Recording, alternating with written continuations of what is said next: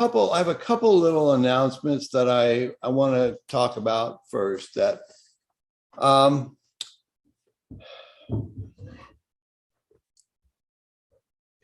it is really our intention to be proactive as much as we possibly can in terms of scheduling and who we put on the panel and the topics that we bring in.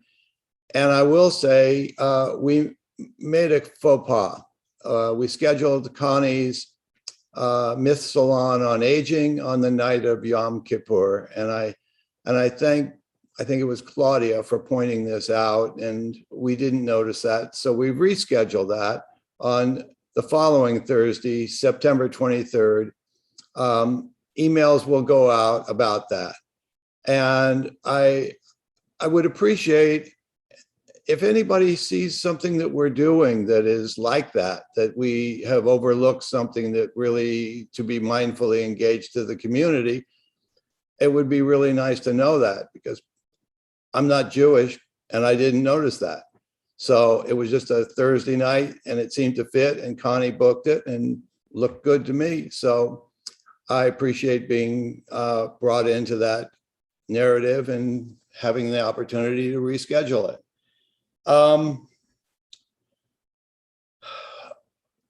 We also want to devote a little time to the revamping and the re-upping of the coronavirus in our culture.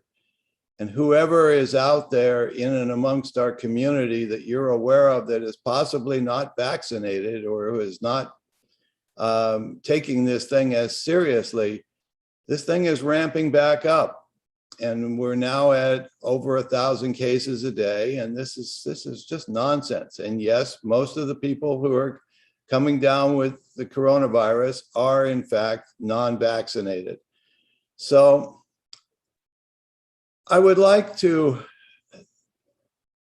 think about what we're doing and what kind of a culture we're building as we go forward, because we have a really strong community, and we all want to do what we can to sustain it in a mindful sort of way. So let's take a moment.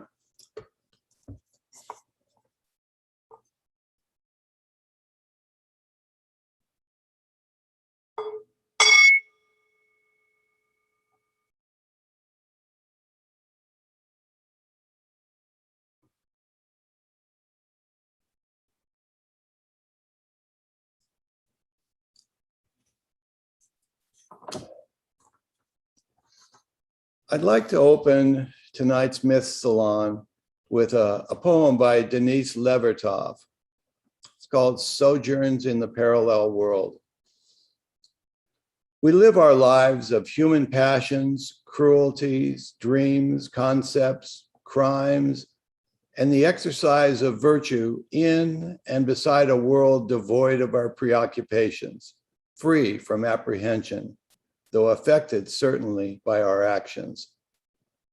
A world parallel to our own, though overlapping. We call it nature, only reluctantly admitting to ourselves to be nature too.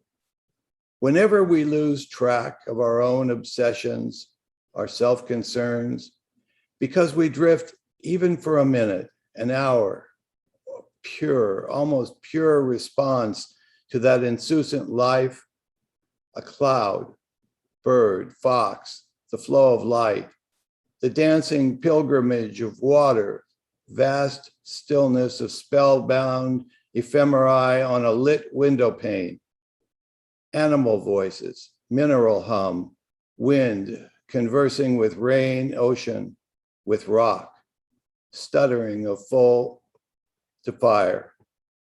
And then something tethered in us, hobbled like a donkey on its path of gnawed grass and thistles, breaks free. No one discovers just where we've been when we've been caught up again into our own sphere, where we must return indeed to evolve our destinies, but we have changed just a little. I was struck by the topic of the film and what the film is about, how it just seems that there's a nuanced difference between honor and virtue. And the movie has a real spin, a real focus upon chasing honor. So I look forward to seeing what those differences are and whether there is a path of virtue that he is following. All right. So my good friend, Will, you want to open us up and let's see where we go from here. All right. Yeah, thanks, Dana. And yeah, you know, speaking of faux pas, I'll just say, gosh, how many of y'all found any typos in our newsletters or anything else like that? I have to admit, I'm proud of those typos because they're the result of us doing something we're so passionate about that we're doing it while we're doing like a million other things. But this is what we love, and we do a lot of it. So tell you what, whoever catches the most typos, we'll give you all a special Myth House Nicey Journey cup. First of all, I want to thank Libeth and Haley at A24 for setting up our interview with Jade Healy and inviting us to see the film early. It's a testament to the fact that David Lowry and A24 care for mythologists to like this film, which shows in decision after decision. So if you haven't seen the film, I hope you will. It is a beautiful work of art that gets to the archetypal essence of the myth. I'm sure I'll be watching it on the solstice myself for years to come, and I really can't wait for Peter Pan and Wendy as well. I'd also like to thank Jade Healy for the interview.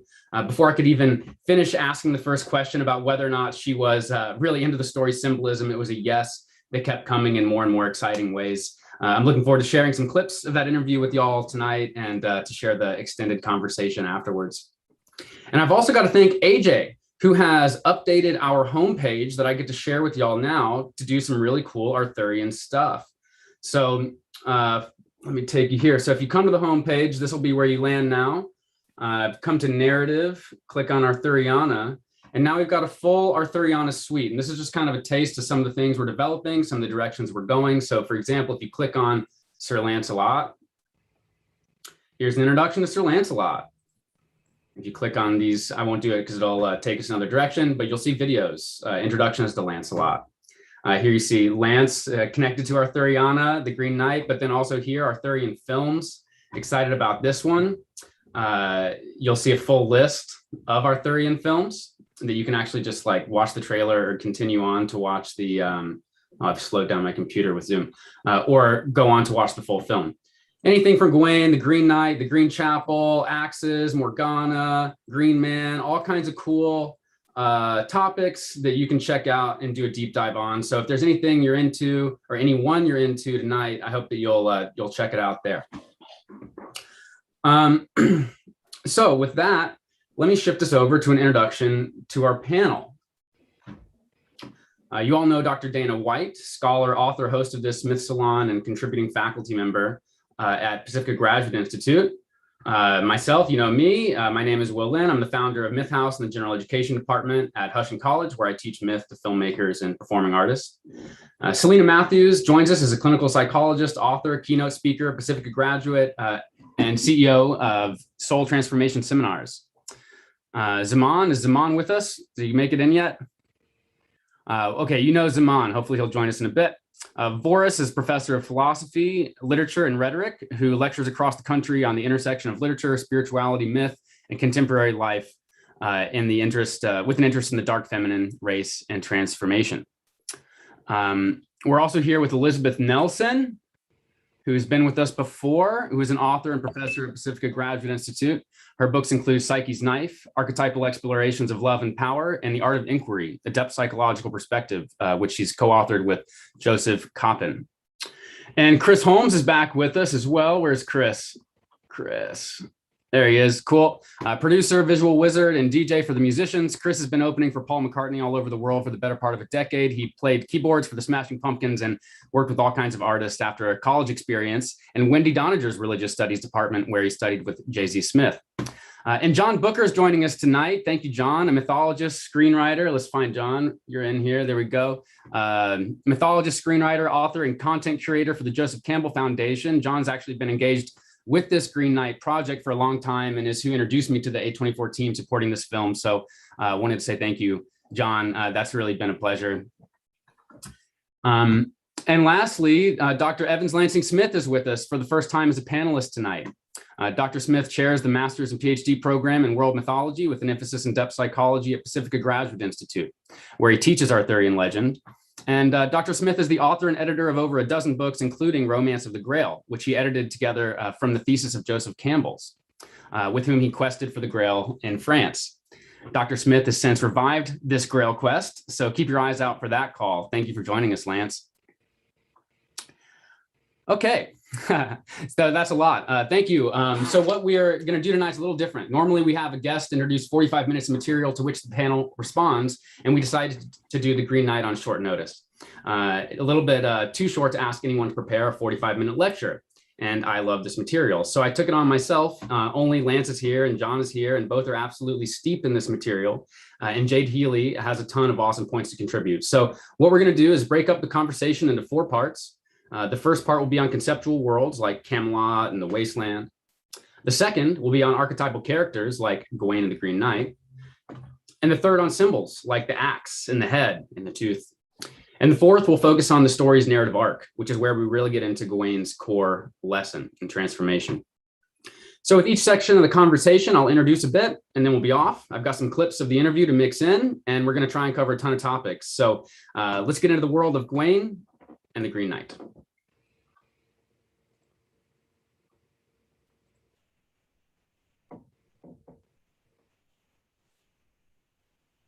What else you picked up, but I'd love to hear. Oh, sure. Yeah, I'm just so glad to know that you put that energy and effort into it, because, it's just the worst to think I might ask all these like weird symbolic questions and then like they, one thing that really stood out was they're cutting down trees leading into the scene where we see all the warriors mowed down. And of course, there's all this juxtaposition, it seems, with the tree and the knight and that kind of stuff.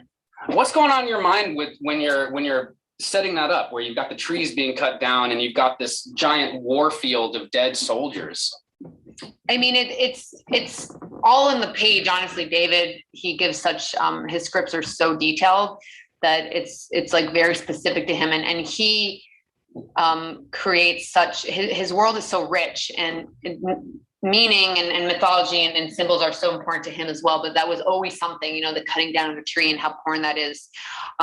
So it was creating these bodies coming out of the earth, these dead bodies that that was just always just part of the world that we were creating and trying to, the thing is always just trying to get it right. If we had more bodies, we were limited on bodies. We didn't have a lot of bodies.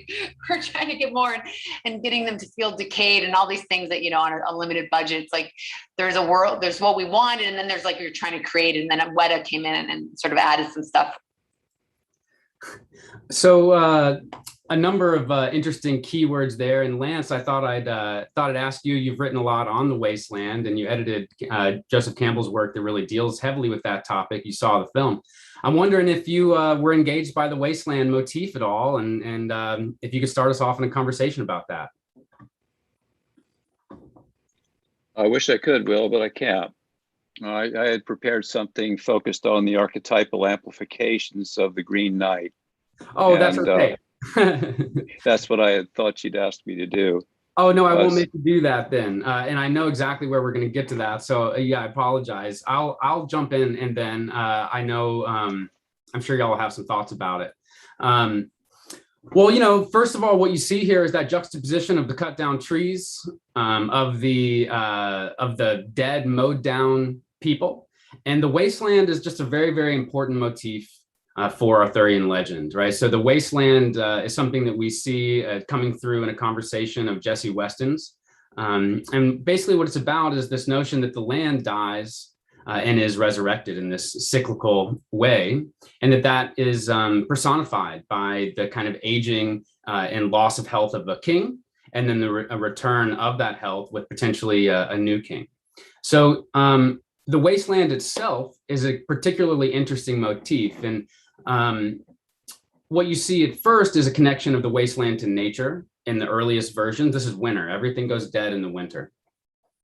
But then later we project this onto the seasons of the crops. So when the crops are dead, which may or may not be during the winter, right? But this is the seasonal time when there is the death that we care about. But then we go one step further, and now we're talking about death when there shouldn't be death. That's the real wasteland. There's drought when there should be water, not just winter when there should be winter, but death when there should be life. And then this just keeps expanding and expanding and amplifying and amplifying. And I thought, let me ask if anybody else wants to bring in some other amplifications of the wasteland. Well, I'd love to speak to that. I feel like, you know, that scene that you're referring to there, where the cutting down of the trees, in many ways, it also thematically brings in this idea that is recurring throughout the rest of this story, of the idea of the cutting off of heads.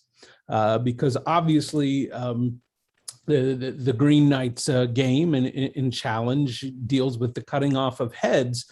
And interestingly enough, one of the things that I've heard a lot of people question about this film is some of the other Welsh mythology that's weaved in and brought in, specifically St. Winifred's Well, which St. Winifred's Well also deals with the cutting off of heads. And that is weaved into, you know, this particular retelling of the Green Knight tale by David Lowry. Obviously, you know, he's taking some liberties with that, but we have this theme about the head being cut off, trees being cut down. So in my eyes, the wasteland is this idea of heads and trees being cut off, this symbology of what is what has been risen up, you know, trees going to the sky, the head being the highest part of the body.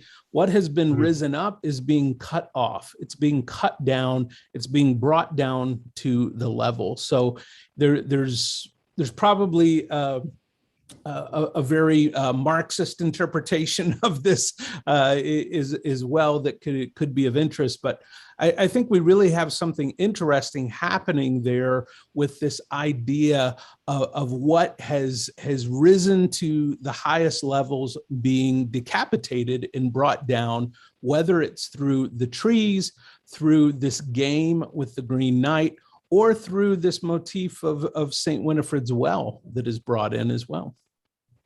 Oh, that's awesome. Yeah.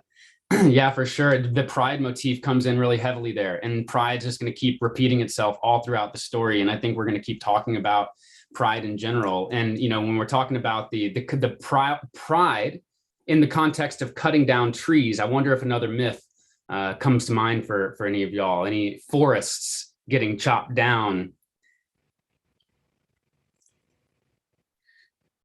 I learned it from Lance. Of course, the story. Well, the story of when Gilgamesh and Enkidu go to the Cedar Mountains, the purpose is the first systematic deforestation in order to help build the cities of Uruk and Ur and Eridu and so forth. So that's where our problem started, the deforestation of the Cedar Mountains and the Zagros Mountains. And it's a problem, obviously, now in Brazil. And they recognize it as a problem in the myth, Humbaba, the giant that they have to defeat to do it. It is not, it's kind of exactly that thing where it's presented like the Green Knight, like how prideful, how great is this person that just killed the Green Knight? But we all kind of know that was like not really the thing. You know, we all know Gilgamesh did something a little bit not so great when he chopped down the forest. And I think that even then in Babylon, they were aware that deforestation was, you know, there's something that twisted the stomach about it. And so here we see this giants, where they're giants in the story. Of course, if you've seen the trailer, you've seen the giants connected to this world. So I love seeing the story. I love seeing Humbaba here, and it brings in this level of the wasteland where you start to see that the death of the trees and the death of nature is also some kind of moral corruption in us responsible for doing it. And this is what we always think, right? We go to the story of Oedipus, there are plagues. Well, why are there plagues?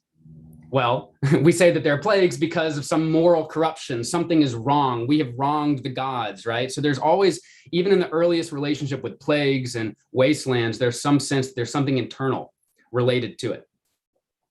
So I wonder if anybody wants to bring in T.S. Eliot and where he takes the wastelands. Yeah, I don't know if I can jump in here. Yeah, there's Zaman. Hey. Yeah, sorry, I'm not home. I'm on the road.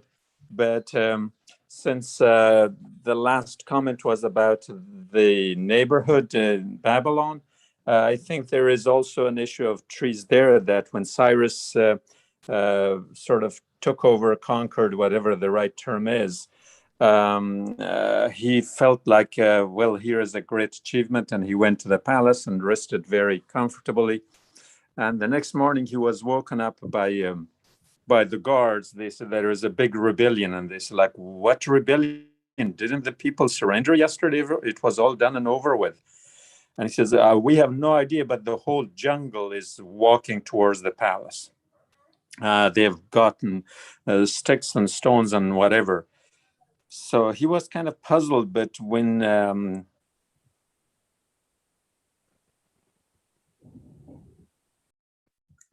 Oh, Zaman, you've left us on edge.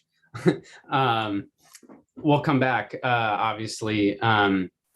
It's something that we're really aware of now. This is a great motif for today, right? As true as it was for Gilgamesh, it's very true today. We know that deforestation is expressing a kind of corruption of the spirit. Something is wrong.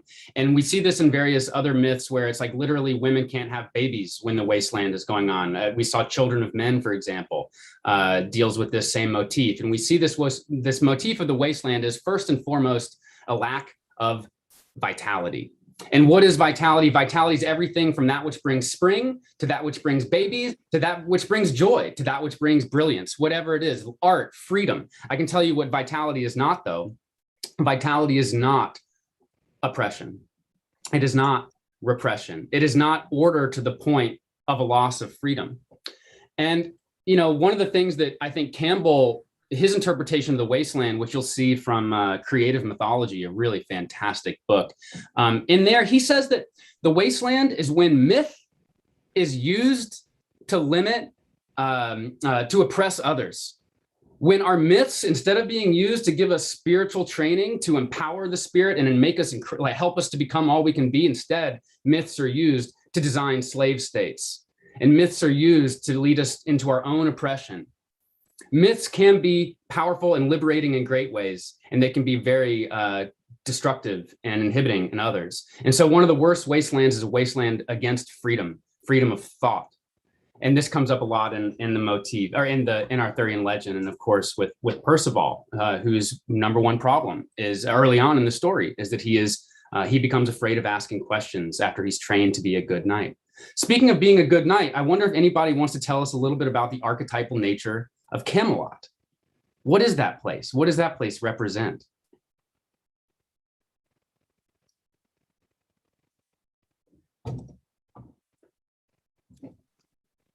Oh, it's Kennedy. It's Jack and Jackie having fun in the White House. Good for them. Totally. We definitely think about that. We think, and there's the White House itself as Camelot. For storytellers, we think a lot about the normal world, the world from which the hero departs. This is the world of order, the world governed by some type of, often a paternal leader, sometimes a tyrant, not necessarily recognized as a tyrant. It's when order is so overbearing that there's tyranny, but this is the bringer of order.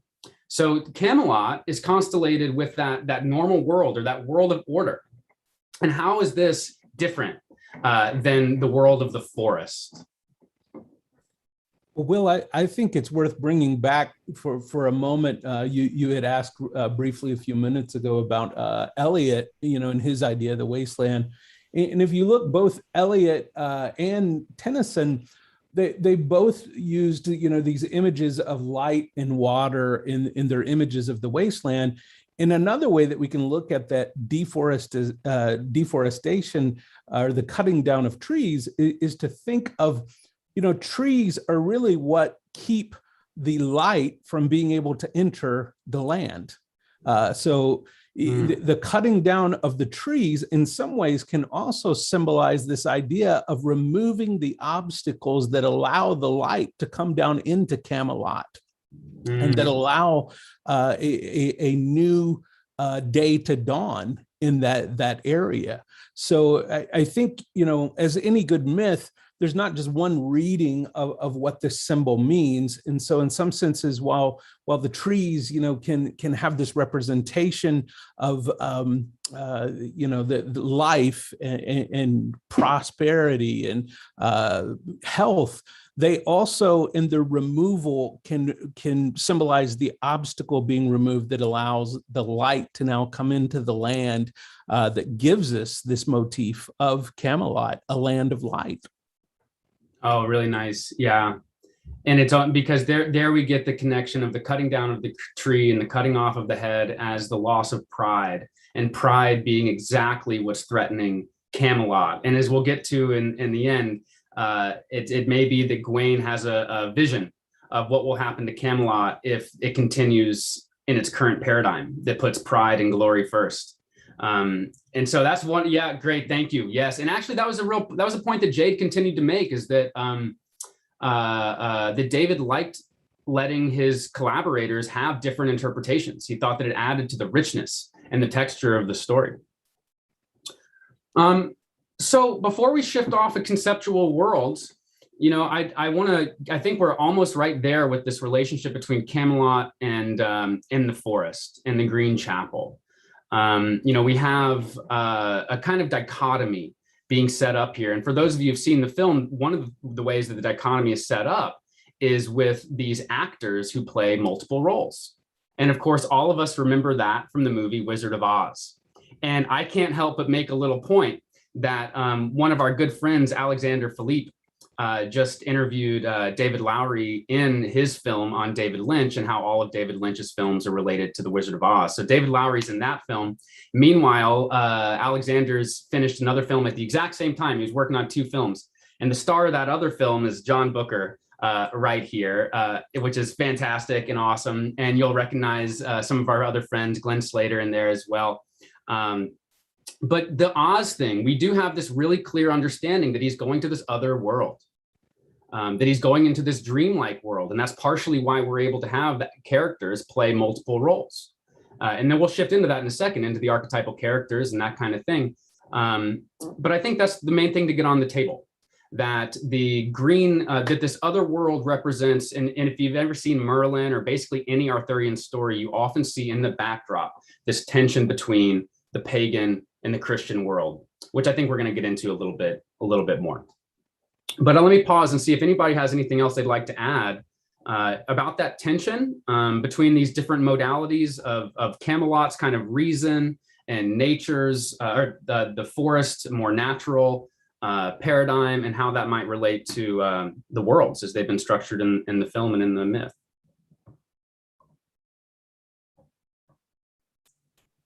I would like to, look at the psychological aspect of as Gawain starts his journey. His journey is in the wasteland. It is in the immature masculine. He is not yet developed.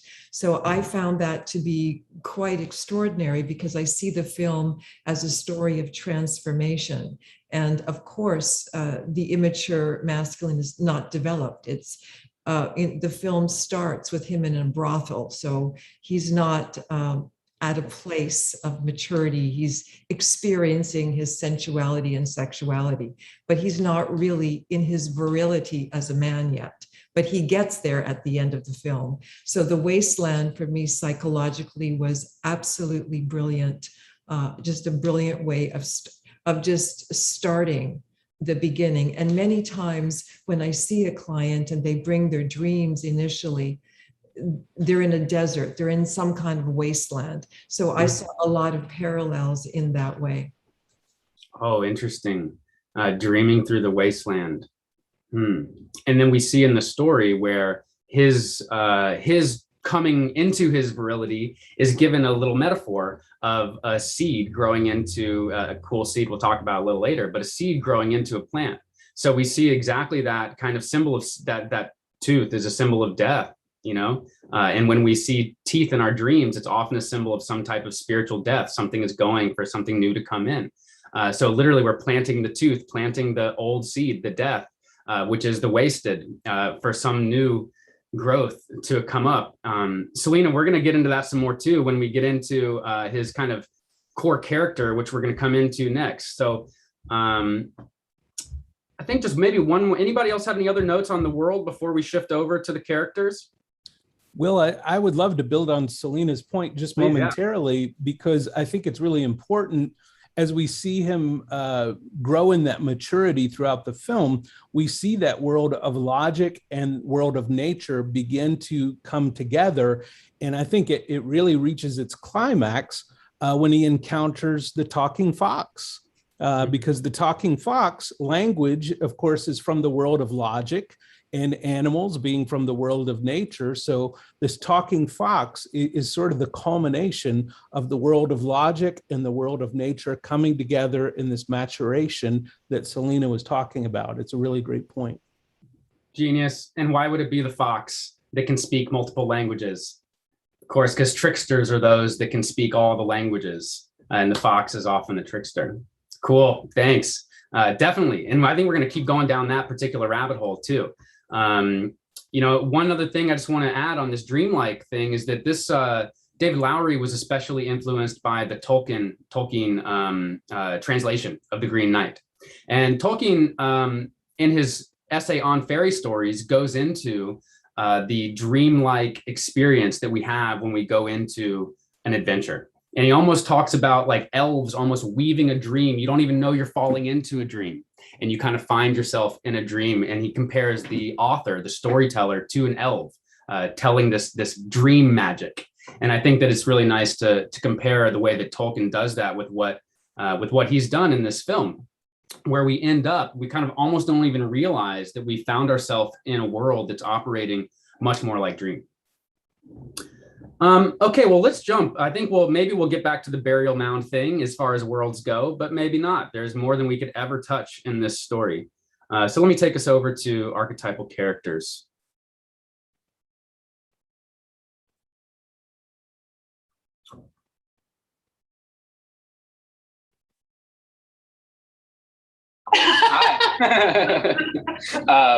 Yeah. You know what? I think I'm going to change my mind on that, actually. Before we put this stuff on the table, Lance, I wonder if you might want to introduce us to what you prepared on Morgana. Will, I just very briefly have been asked to talk about the amplifications of the characters from the mythological point of view. And there are several, and some of them are directly implied in the text. I'm working with the text of the poem, and I do like Tolkien's translation very much. There are many others, of course. But one of the common ones is that the Green Knight is the devil. He's referred to as the common enemy of mankind in the poem. And the church, the Green Chapel, where he has his midnight matins, is called the Kirkedest Kirch in the world, the cursedest church in the world. So it's embedded in the poem that the Green Man is related to the Christian concept of the devil. Fortunately, it's more complicated than that. Another direct reference in the text to the Green Man is he's referred to as a phantom wrought by fey magic folk.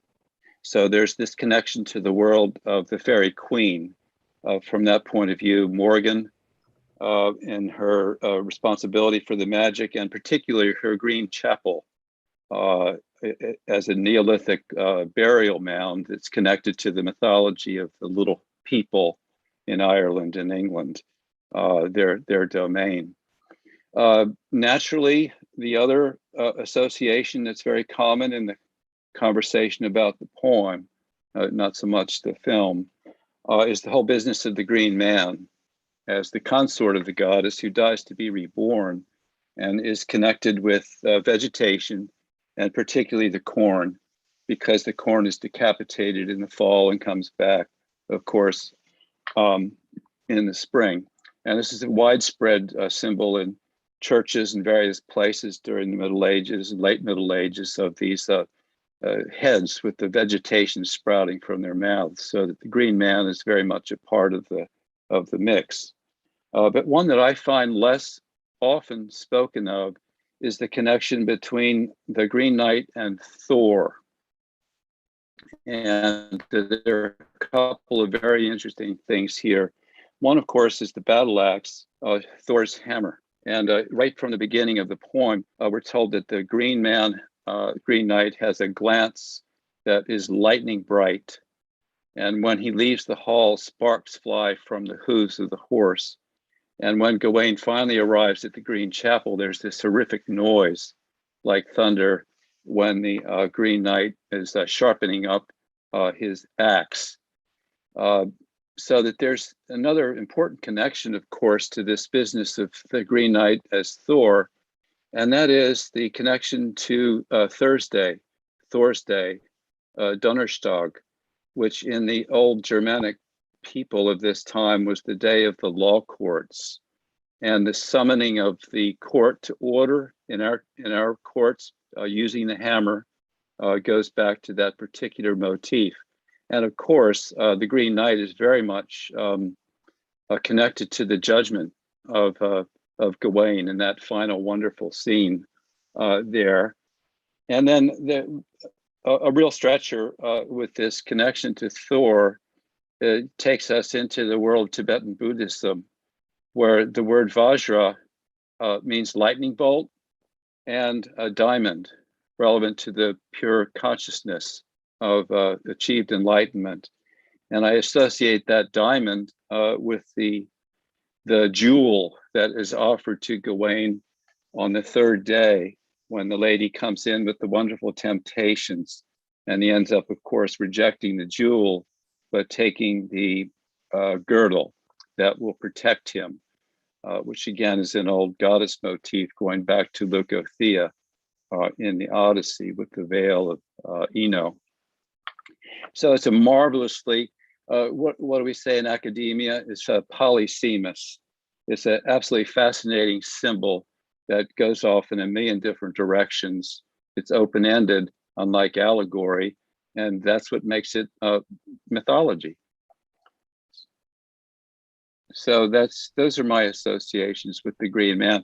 None of them are particularly exploited by the film, which I think would have benefited from a closer adherence to the actual poem, which is one of the great works of English literature, absolute masterpiece of that's kind of unbeatable. At any rate, those are my brief reflections. Will, thanks for asking me to participate. Oh, thanks, Lance. Yeah, let's all do some Green Man stuff. What else are y'all thinking? This is a big one. I'm sure many of you have some thoughts. Don't forget the Jolly Green Giant. Jolly Green Giant, awesome. Yep. Who is often connected with Christmas Present. And if I had my notes in front of me, that note in front of me, I wish I could find it. I know that Christmas Present is inspired by, what is it? I'm exposing myself, a certain type of king that is, there's an old tradition of kings being associated with different times of the year. Wish I could go there. I know there's another one there with the Green Knight and the Christmas Present. But what else? Those were awesome. I had no idea about Thor. That's fascinating. In the law courts. And it makes me think about the other one that I think about is Osiris. And Osiris is the green, literally a green man. And Osiris, in his journey through the underworld, one of the hallmark moments is the weighing of the heart, which I associate with this moment of the test, the decapitation test, the challenge of his heart and his courage. What else, though? I'm sure many of y'all are seeing other stuff. I see Elizabeth. Yeah, I have a couple of associations. Thank you so much, Lance. That was great. A couple of associations. One is Jung's discussion of green and greenness from Mysterium Conjunctionis, is volume 14, where he talks about how green has a spermatic procreative quality.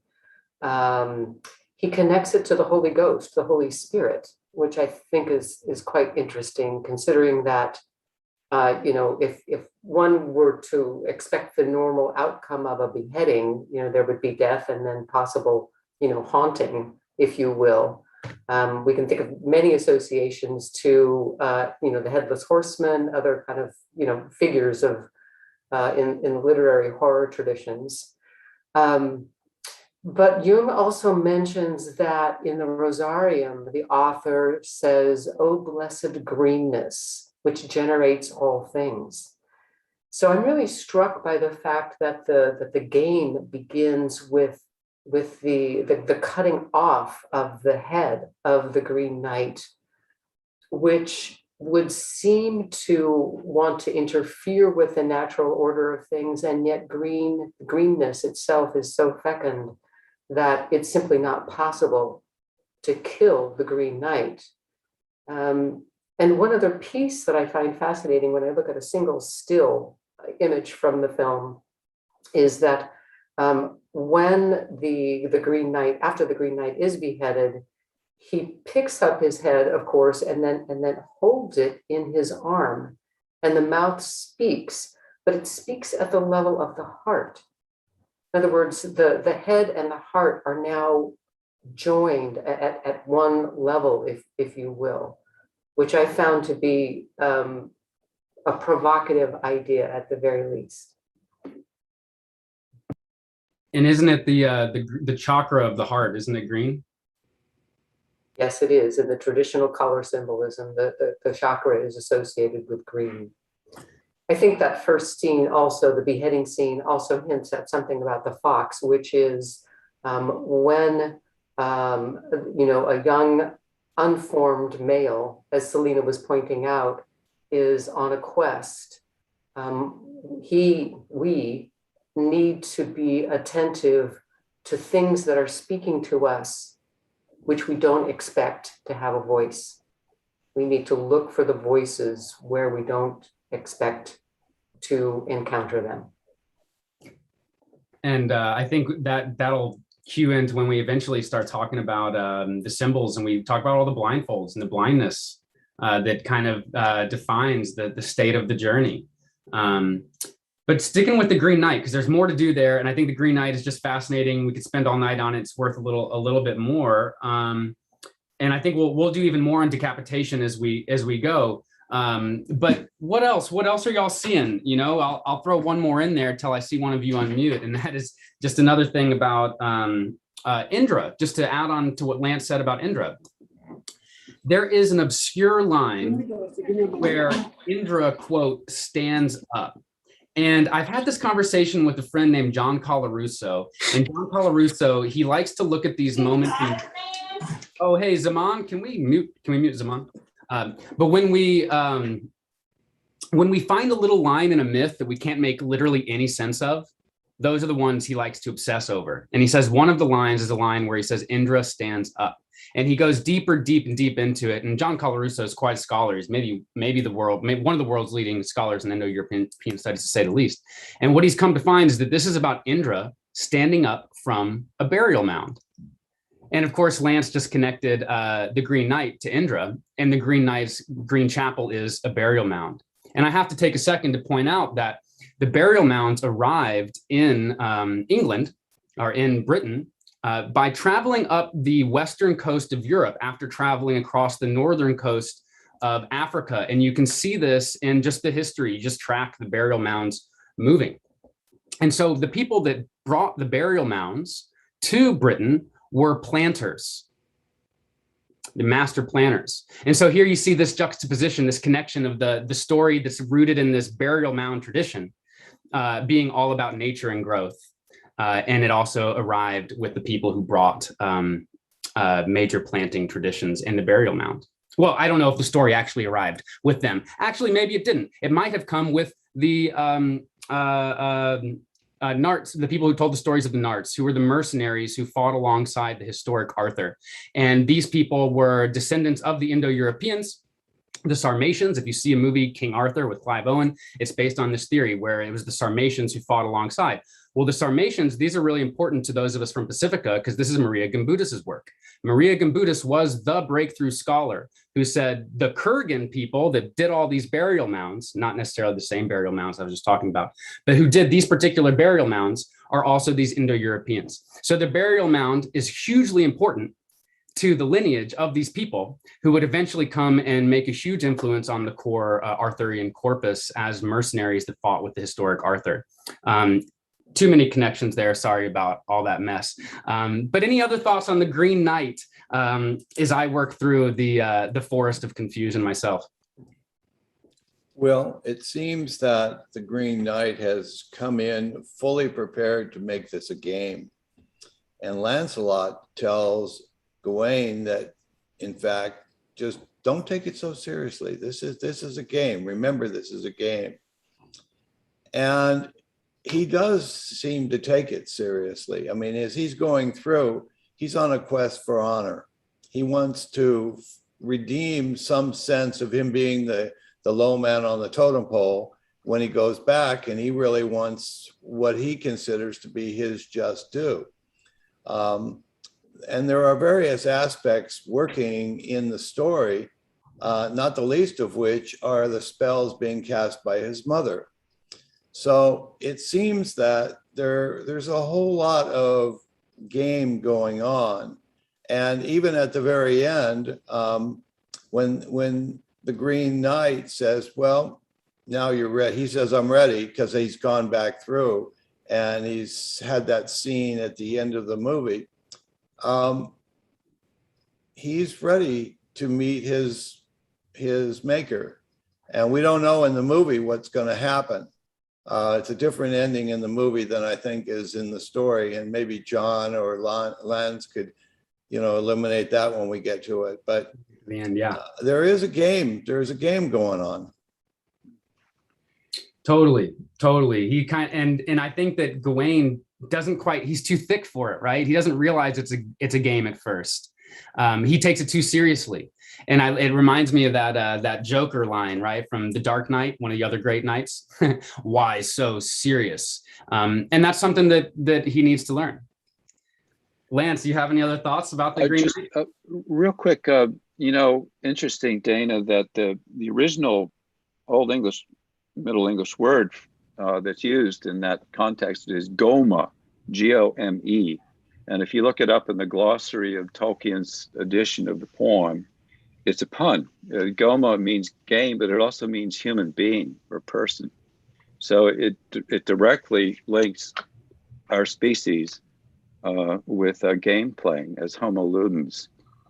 And if you forgive me just a second, something Elizabeth said I have to respond to. It's an uncanny synchronicity with the business of the head and the heart. Because a green man sprouting vegetation shows up in Michelangelo's tomb of Julius II. And when you look at the tomb and the sculpture of Julius, there's a green man right exactly at the position of the heart, as if it were a shield. And I find that extremely interesting. I don't know why Michelangelo put it there, but I think maybe Elizabeth could enlighten us on that point. I wish I could, but I don't have a direct line to the artist. That's too cool.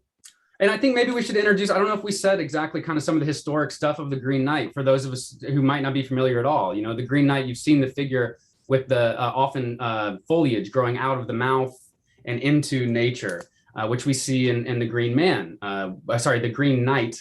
The Green Man has the foliage, and we see it in the Green Knight in the film. And one of my favorite examples of it is you often see it in the knocker of Marley in Christmas Carol, is often stylized as a Green Man. But one of the things Joseph Campbell says about the Green Man that's just fascinating is he says, Christians are all about transcending the world. Your soul is going to leave this world, right? This world is a fallen world. That's the whole Edenic concept. But for the Celts, nature is divine. So how are you going to bring Christianity, all about transcending this world, into a Celtic consciousness of Europe? So Joseph Campbell suggests, and I think it's his original idea, I'm not 100% sure, suggests that by overlaying the death and resurrection of Christ onto the death and resurrection of the Green Man, there's now a bridge between Christian resurrection and a Celtic love of nature. So now they can see the Christian narrative in the death and resurrection of nature, which is more familiar. And then you end up seeing the Green Man in basically, I don't want to say every, because mythologists avoid the word every, but most of the cathedrals. A lot of medieval cathedrals, and especially those that were built shortly after the Crusades. So that's a key introduction to the Green Man and his significance to Europe. And I don't know if anybody else has any thoughts about Campbell's idea. I've always been especially compelled by that. It actually comes from Heinrich Zimmer in the essays that he edited after Zimmer died. And Zimmer's essay in King and the Corpse on Gawain makes exactly the point, Will, that you're pointing out, that the function of the Arthurian romances was to create a kind of reconciliation of the various oppositions within the European soul of the day, which included so-called deep pagan roots in the mythologies of their ancestors, but now the new dispensation of Christianity. And a poem like Gawain and the Green Knight brings the two of them together, and therefore is a very therapeutic, healing experience for the community. Thank you. Thank you. Yeah, I mean, and I wonder too, when we think about that for us now, I don't think we're going to answer this, but I wonder what schisms in our psyche could do with the Green Knight story. Like that's one of the big questions. What is a new myth? What is a myth that can draw a new, bigger circle around otherwise separate parts? And the Green Knight is one of those great stories in history that may have achieved some of that. Before we moved past it, I did want to mention, because Lance had tied in, or you both had tied in Tolkien, the representation of the Green Knight in the film immediately brought images of Treebeard to mind for me. And for those unfamiliar, Treebeard is a character from Lord of the Rings, Two Towers, that is a tree giant talking figure in Fanghorn Forest that Tolkien worked into his story. And so in some ways, the character of the Green Knight in the film seemed to have nods to the Tolkien translation just in the execution of the Green Knight, because we have a real life version of what we read Treebeard to be like in Tolkien's own fiction. Nice. And then not only that, but those giants sing. And that's like the way they talk. And that was really fascinating to me, because for Tolkien creation, not only the Ents talk like really long-winded, which made that connection for me, but creation is created with song for Tolkien.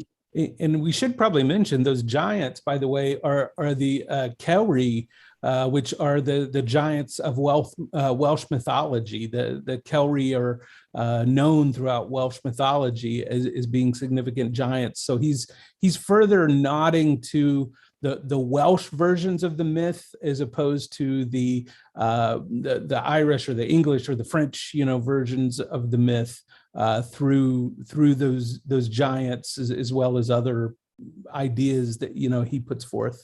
I did not know that. That's really cool, and that makes a cool connection with the fact that the Welsh version of the Grail Quest is the story of Peredur, and in Peredur, it's not a grail; it's a decapitated head.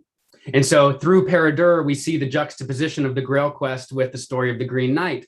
And what we find out when we dig in a little bit with David Lowry is that he wrote Percival before he wrote the Green Knight. And he's not the first person to write Percival and then move on to something else. Oh, sorry. I'm thinking I've done something totally different. Now I'm thinking about Wagner writing Siddhartha before he wrote Percival. So I guess I don't know where my brain went. There's one more connection to Green, one more Green Man that I'm just waiting for Zaman to interrupt with. Zaman, are you there? Okay, well, I think many of us know what he would say. Al-Qadir is the Islamic Green Man. And everywhere. Yeah, I was going to. I don't know if you have my voice there. No, we didn't. Please, go ahead. Yeah, I think that would be I don't know if I can use the word real green man, is that the concept of the fountain of youth that people have always sought. And the fountain of youth is supposedly the Caspian Sea. When the word is written in the Akkadian and other Semitic languages, it spells green, khidr, or khizr, as it's pronounced in these days. And that has become the word Caspian. And the idea was that they were looking for the fountain of youth. And the only person who finally made it, or going all the way north, was Khizr. So we don't know what his real name was, but when he drank from the Caspian Sea, which was the fountain of youth, he became eternal. And he is a man of all seasons, a man of all ages. He meets Moses when Moses kind of becomes a bit arrogant, thinking that since he is the one who dialogues with God directly, but is not aware of the esoteric element of religion, then God sends him to Khizr to meet him. And Khizr gives him all these challenges. That's one. But he's also the mentor of Ibn Arabi. And Ibn Arabi is the only Sufi who kind of evolved without really having a sheikh like Rumi has the Shams and many of the other ones. So I think that would be in a way to look at it, and that is kind of also connected with the Prophet Muhammad, who's from the Islamic mythology.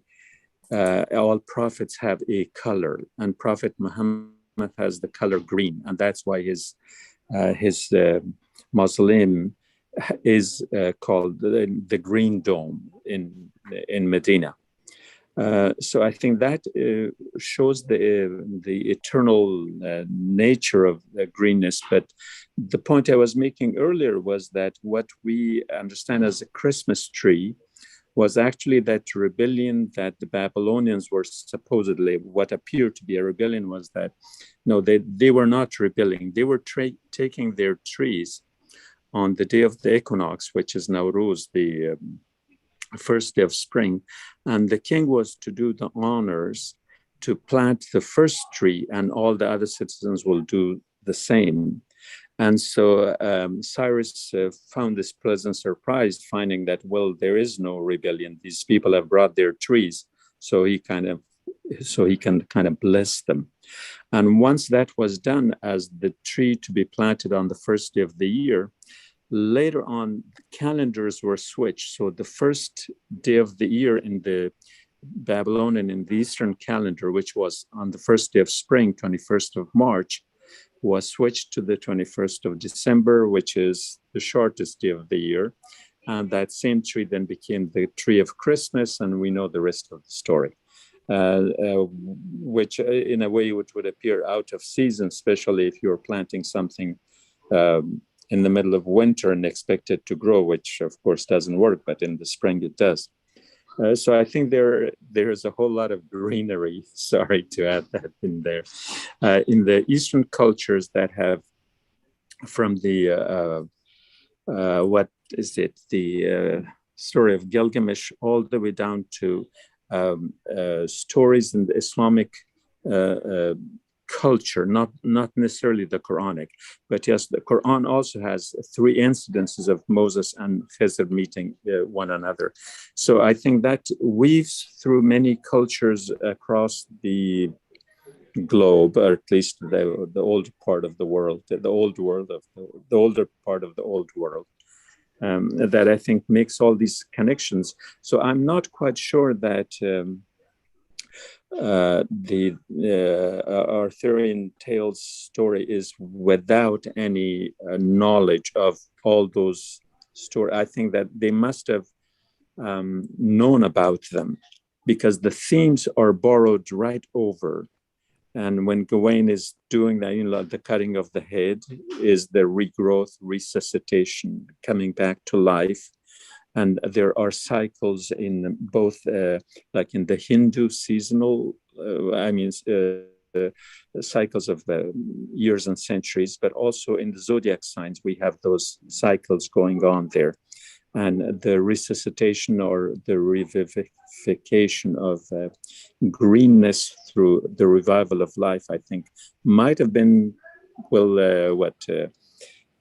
cross-pollination from East-West culture, where the East may not have been as popular, so they may have deliberately tried to make it look like it was original rather than connecting with the Eastern cultures. Yeah, of course, we know that Percival's brother, half brother, is Fearfitz, is Muslim, and so these stories, the Arthurian stories, come on the back of the Crusades, which are a time when there was a lot of mixture with East and West. And I will say, I think that what happens is, you're right. I think that there is a little bit of a reluctance to express those sources. For example, when Milton wrote Paradise Lost, he did not acknowledge that a lot of his details about the wars of the angels and demons came from Islamic sources. At the same time, the personification of nature's death and resurrection seems to have been there in Europe, I think, already. I think it's all over the world. I think the idea of personifying the death and resurrection of nature comes everywhere, and we see it with Osiris as well. And I think, Tolkien has a great way of talking about this. He calls it the cauldron of stories. He says that we tend to mythologists like to try and say this came from that, right? But the storyteller, their mind doesn't divide things. The storyteller takes in the myths, takes in the fairy tales, takes in the rumors from down the street, and it all mixes in, and then they ladle out the richest, best soup that they can find. And I kind of think that that's what's going on with the Green Knight and the Green Man. On one level, there's some historical lineages, and on another, there's just some very archetypal stuff, personifications of nature. And then on another, we have this incredible mixture of infinite connections, of which the Islamic material is clearly one of them. And I think there might have been this a little bit of that cultural xenophobia, where they were not receptive of a foreign culture so much that if they had to borrow anything, they often Latinized the names of the scholars to make them more receptive to a European line of thinking, like Averroes, Avicenna, and Alfarabius, and all of these. And when you mention those names to the Muslims, they really need a dictionary to find out who's who. But I think that there might have been that element of shying away, or making sure that the public is not sort of offended by kind of the glorification of another culture, especially if it was an adversarial kind of competition with them.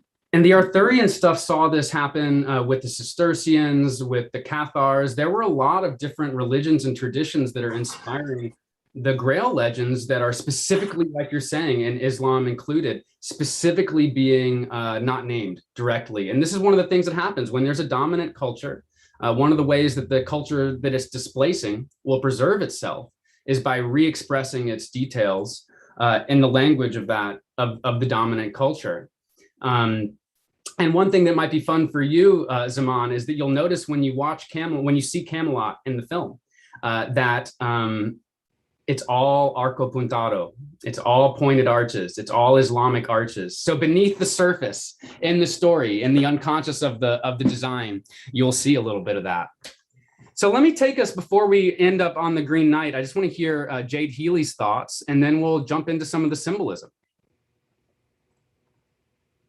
I've got my green moon head here. Oh, great! Like before. Oh, really? On, I think, a Robin Hood character too. I saw this Peter. There's Pete's dragon. There's lots of Peters, yeah. And the green Peter. The Green Man definitely shows up.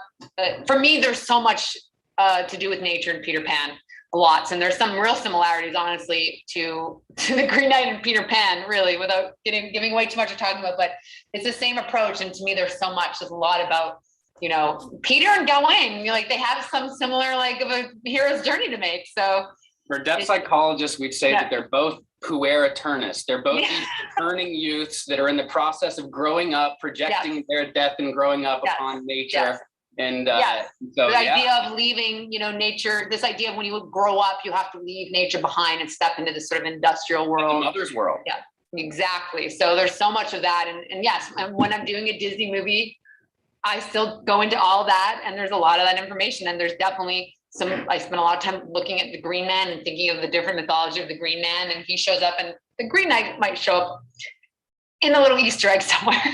I will keep my eye out for sure. It'll be a year until you see it, but it'll be good.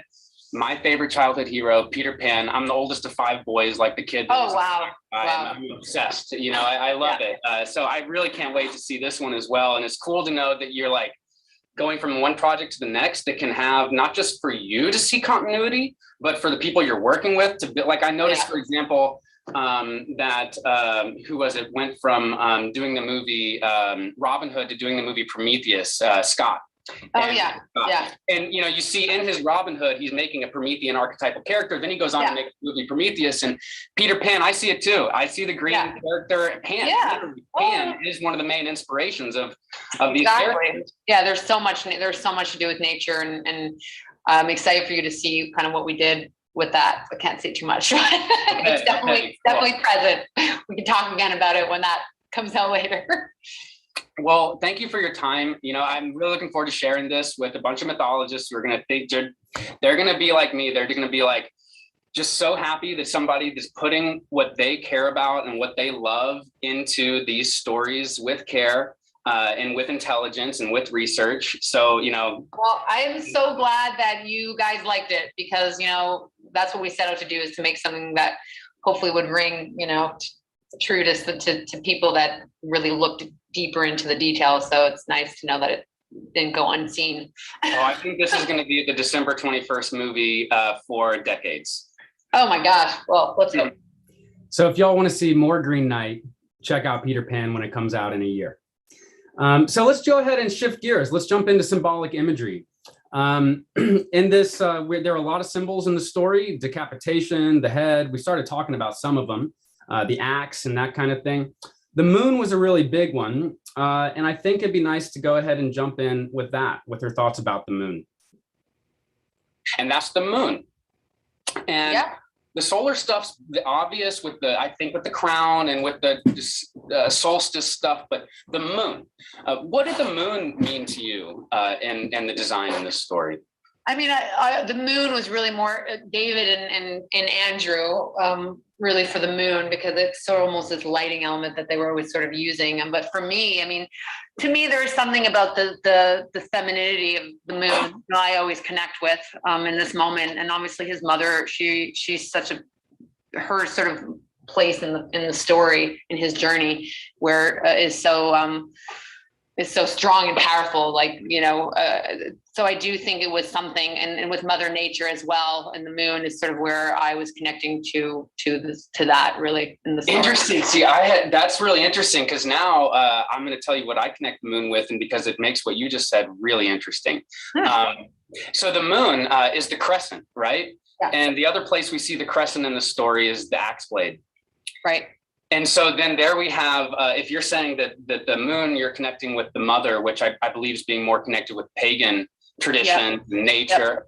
And then there it is. That's what it is that's bringing the challenge. That's the axe is the pagan roots challenging the Arthurian figure. Because and there's different ways you can imagine it, but in my mind, anyways, sort of the mother brings the challenge. She wants her. I always used to make jokes to David that I was like, we're making the version of what is that Matthew McConaughey movie called? Where the parents are trying to get him out of the house. I don't remember. It's Failure to Launch. Yes, Failure to Launch. I was like, we're basically making this medieval version of Failure to Launch. Totally. That was sort of like, where she's trying to get her son to grow up, and she sort of brings this challenge forth. But other people might think of it that she was just creating a protection spell. So there's different interpretations, but I think what I do love about it is that David would allow for everyone to have their own sort of feeling. And that's where, to me, I connect. I was like, it's the mother, the mother is putting this challenge forth for her son to see if he can sort of grow up and become the man he's sort of meant to be. So the moon is in some way, she's always sort of looking over him. And of course, her, how she's connected to Mother Nature, and she's connected to the green, and that's why all the green shows up in that moment when she's sort of casting this kind of spell, and then the Green Knight appears. So there's different ways that we can kind of have, we can think of it differently, and I think that's what's beautiful about it. And it all and the imagination likes to make all the connections between all the interpretations, and it becomes this beautiful sea. Yeah. Speaking of the spell, that tooth. How'd you tell anything you want to say about that tooth? I loved that tooth.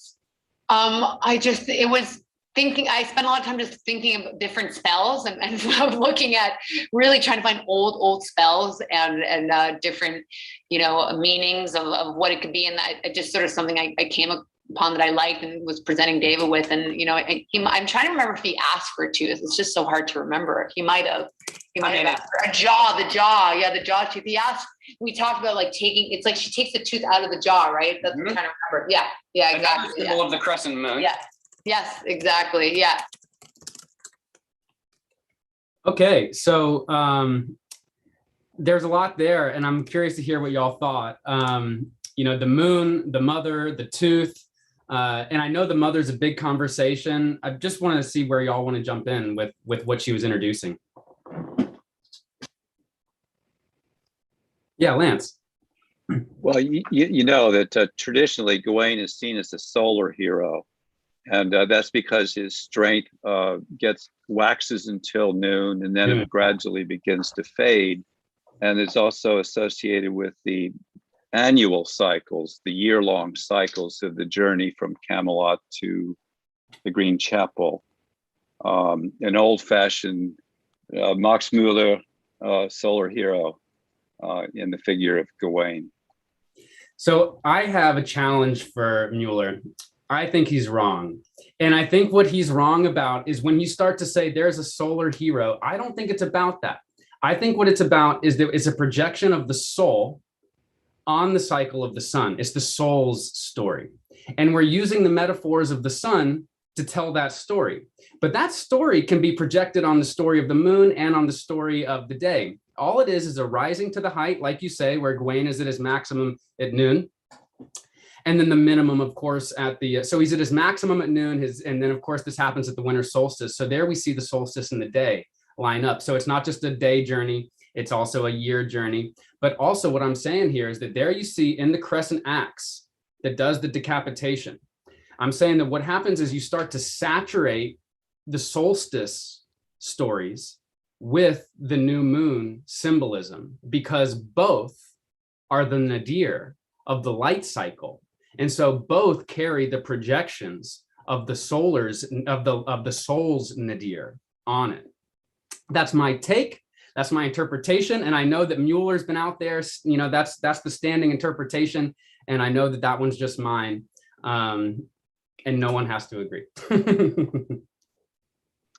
Well, the hope is for a marriage between the two. And in Chrétien's romance, in which Gawain plays a cameo role, the Lady of the Fountain, Gawain has an affair with a character named Lunette. And the marriage of Gawain and Lunette is implied as essentially a union of the two, the male and the female, and the sun and the moon. That's awesome. Conjunctio. It's Jung's Mysterium Conjunctionis. Fantastic. That's awesome. Thank you. And then we have this, the woman that he has this kind of weird romantic tension with, Winifred, right? And what happens in the story that's really odd, I don't want to give too much away, but there's a shadow. There's a character that does, I don't want to spoil the film, but I will say that she has there's a consummation of that relationship that seems to have happened with a shadow representative of Gawain, representing a connection of him with Winifred as well. And Winifred guides him through the night when he says, "You're lost," and guides him through the night. Well, what guides through the night? Often it's the moon. And when you read in Joseph Campbell's own creative fiction, what you see is this heifer-like character, this woman who becomes a cow, and both are the moon, leading this character through the night. And so you see this over and again, this lunar guidance. And so there you're mentioning Lunette as his consort. And here in the film, we see this lunar character leading him through the night. And it's her skull that we retrieve from the bottom of the water, representing the retrieval of the moon from the bottom of its light cycle. At least that's my interpretation. I'm not sure that was there for the filmmakers. That bit on Winifred is really interesting that he worked it into that story, because the folklore, the myth, that came out of Saint Winifred's well is that well, that water, that pool became a place of healing, that people would bring the sick to be healed. So we, similar to the pool at Bethesda, I think, in the Christian tradition in the New Testament, they speak of this. So this water that was healing, in some ways, I saw that as being symbolic to where this conversation started out with the wasteland, is this healing water, this healing pool being a solve for the wasteland in many ways. So I don't think it was by accident that this tale of Saint Winifred, makes it into this particular story. I think in many ways it is presented as a medicinal solution to the wasteland in some ways. Of course, everything I know about Arthurian legend I learned from Lance, which includes that sometimes it's a Grail bath or a tub kind of experience. And we go back to the story of Jason's father, Aeson, who goes into this cauldron to be revived, this pool. And if you go to Glastonbury now, there is a pool, the Glastonbury well, that is connected to the chalice well, is what they call it. And in that moment, though, that you're talking about, John, there's this other juxtaposition that happens where you see the bubbles when he's under the water being juxtaposed with stars. I mean, you're the Star Wars expert. Is there a scene that this reminds you of, this inner outer experience? Yeah, it reminded me of the destruction of the Death Star, when the Death Star blows up, when good overcomes evil, and the as is above, so below, basically, is what happens in that moment. We think about Joseph Campbell's Inner Reaches of Outer Space, right? As above, so below. And speaking of as above, so below, and green, you guys are going to have to check out John Bucher's Emerald Tablet. We're going to try and end 10 minutes early so that John can invite you to a couple things. And if Elizabeth or Chris or Lance has anything else to invite you to, we'd like to make time for that. But the Emerald Tablet, definitely. So that's a really cool moment, and it points to the dreaminess of the situation. Just some more lunar symbolism I'll just call out, and then we can move on from my obsession with it. The boar's tusk. And if you've seen Joseph Campbell in one of the Joseph Campbell Foundation videos they have on YouTube, he talks about the boar's tusks, this one being the crescent of the last moon, this one being the crescent of the next moon, and the dark face in the middle being the new moon. And there we see the boar in the story, and the boar's tusks representing that crescent moon, that last sliver of life. We see the seed teeth also connected with the moon. We see the decapitated head. And let's now shift. Let's talk about the decapitated head some more. There's a lot there. We've talked about it as a kind of pride thing, as John pointed out. We saw in the film, the helmet, Gawain's helmet used to feed his horse water, connecting again that head to the Grail, as you see with Peredur. But what are some other thoughts y'all might have about the decapitation motif? And you've mentioned Saint Winifred as well in her pool, which connects to Saint Necton and his decapitation and another pool. But I want to open it up. Any thoughts y'all might have about the decapitation situation? Somebody else mentioned the decapitation of the, I think it was Lance, of the corn.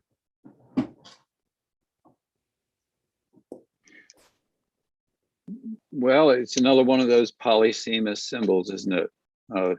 Decapitation. One of my favorite Russian folk tales, one of the characters, inevitably called Ivan, needs to go and get the head of a grandfather that rises up out of the sea.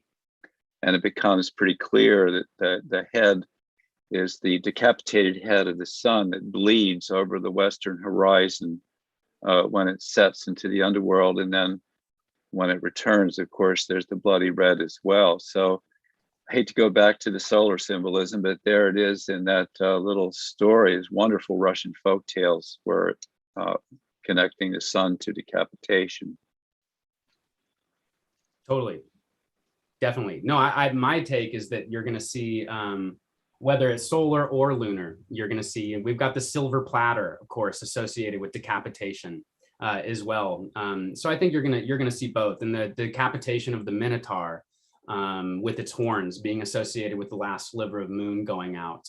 But I think my interpretation is that you really ought to see both. We really ought to be seeing this solar decapitation as well, because I don't think that it's about the sun. I don't think it's about the moon. I think it's about us. And we're just using the sun and the moon as useful metaphorical reflections. And I think that we're going to do them both. Lance, I wrote you a letter that I drudged up, for this. I wrote you a letter when I was going through England on a Grail Quest with my brother. It was this accredited Grail Quest. And I just went crazy that day on the decapitation stuff. I'm going to read a little bit of what I densely put together. We had a really great day today. We've been in Llangollen, where the head of Bronn was buried. We also spent some time looking at the Celtic cult of the head. More at the head of the Green Man, Green Knight, the head in place of the Grail in the Peredur story, and the headless Saint Dennis, whose head is buried on Dinas Bran Hill, even if there is no relation to Dennis. It was striking to me that this Roman Catholic sent to convert the Celtic Gauls carries the talking head. It also reminds us of Saint Nectan's decapitation and the trail that I've been following of head-shaped drinking vessels from Celtic to Cretan. I had previously completely missed that it's the later decapitated Bran that gifts the necromantic cauldron, which is, of course, that cauldron that revives.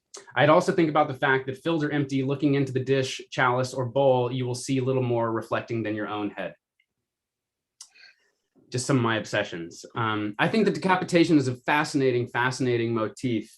And I think that the chopping of the head that John pointed to, the loss of pride, to me, I think is the strongest element for me.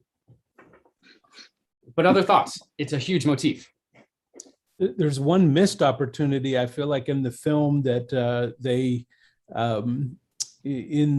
only have one of the motifs when Gawain is staying at Lord Bertilec's castle, and Bertilec goes out every day to hunt, and they only feature one of those motifs. But one of the motifs in the original text is that Bertilec kills a boar and cuts the boar's head off and puts it on a pike. And there's a beheading of this boar.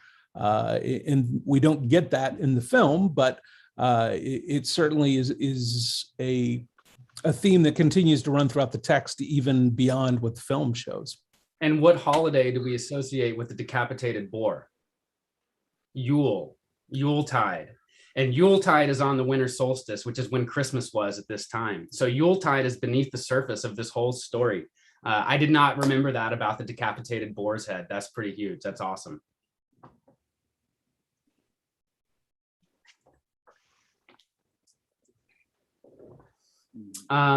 What else? Do y'all want to add anything else about the decapitation? I can quickly, because I'm going to need to adjourn shortly. But that business of Bronn is just totally fascinating in the Welsh things. And the head ends up under the Tower of London, the White Tower, with the head facing towards France as a apotropaic, warding off of evil coming across the channel. And the other association, is of course to the Medusa and all of that business. I mean, it was just totally fascinating with the decapitation of the Medusa and winding up on the Gorgon shield of Athena, and and there's and Perseus and so forth, and it's just a fascinating.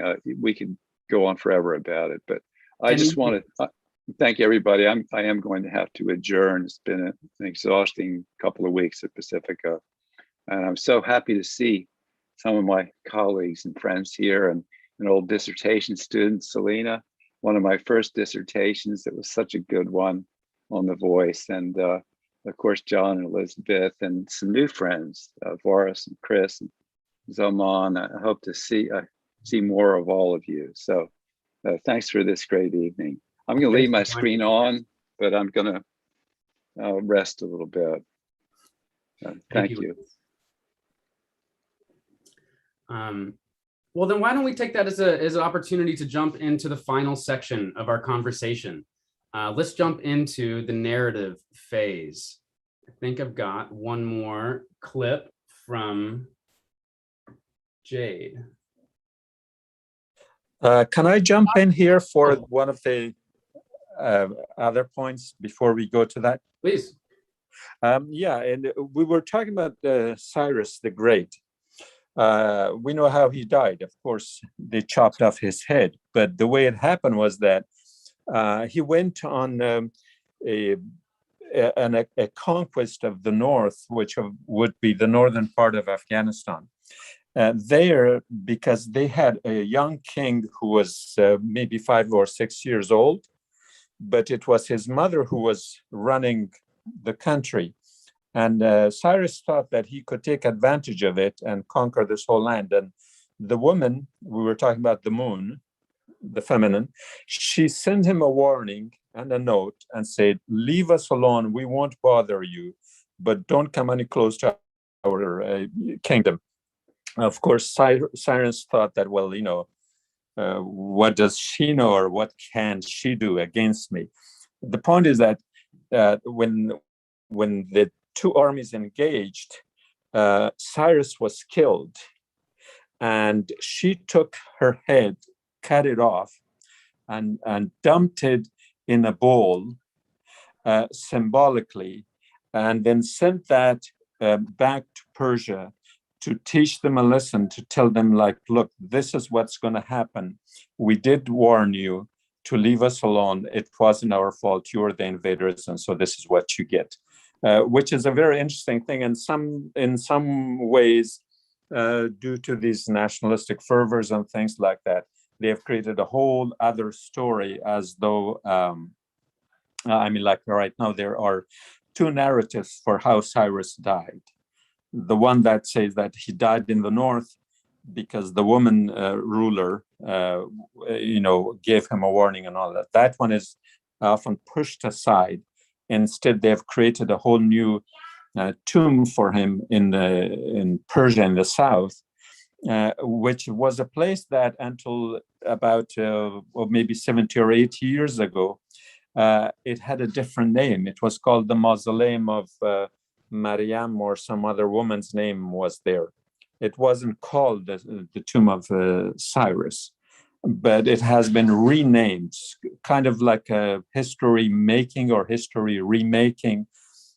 So it had to be, I think, explored more from an archaeological point of view, from more scientific point of view, because the nationalistic things, that's not going to go anywhere. Mm-hmm. But we have a lot of a few paintings back from the 16th and 17th century that also shows the dipping of the head of Cyrus in the bowl, which gives that validity to like the pre-nationalistic period, that there was some validity to the cutting off of his head there. And that head connected to the dish is something that now, another connection to that grail, I think, is what one of the things you're pushing, or suggesting. And, the earliest versions of the grail, it's not a grail, it's a dish. And it's kind of quasi bowl-like, quasi dish-like is my reading of it. And I think that it reminds me of another story where it's the heart of Bata that gets put in the water in the bowl for his resurrection to be achieved. Is it an Egyptian story? And now we were just talking about the head being connected with the heart, with Elizabeth's point that it's brought to this level, and it's of the color of the heart. Oh, you just jostled another one loose, but I've lost it already. Thanks for that. Well, let's bring it home and let's talk about the journey a little bit. Oh, that was the last thought. That was it. Is that maybe cutting off of the head also represents a little bit of a challenge to logic, as you're saying, Elizabeth, the movement to the heart. With the head being brought down to here. And one of the things that was just my brother, I told you I did this Grail Quest through England. My brother, who I was teaching at the time, had this great insight. We were looking at this statue of genius. And what you see is the fountain coming up from the heart out of the head. And it symbolizes this fountaining of energy from the heart through and out of the head. But as we talk about the challenge of logic, in the equation, I wonder if Boris has any thoughts. You sent me a pretty cool article. You're welcome. Yes, I do. And I'm sorry that Lance had to go, because in my prep for this, the notion, I read some of his stuff, as well as some other folks. And throughout our discussion, there's been a lot of reference to paganism. But Lance is the only one that I read who actually described the Green Knight as a pagan, right? And I often think of paganism as like this trope for otherness. And if indeed he is this pagan trope for otherness, then I read the cutting of the head, and this takes us back to Jung, right? Around individuation, then indeed one must exactly lose their head in order to individuate. And that the Green Knight, right? And it allowed me to read the story entirely different, that the Green Knight is this indestructible life force. So what happens when we think about the trope of the pagan as being the indestructible life force, and what that embodies versus having to lose one's head. So I thought a lot about that. And it makes me also think, right, in terms of the kind of work that Elizabeth does. So what we have here is Philip Ball calls Frankenstein the story for modernity. And the Green Knight to me is what we have now is a Frankenstein figure, but from whom we have empathy. And Frank Commode argued that a myth is it's a stabilizing figure, that it's an agent of stability. So now I can think of the Green Knight as an agent of stability.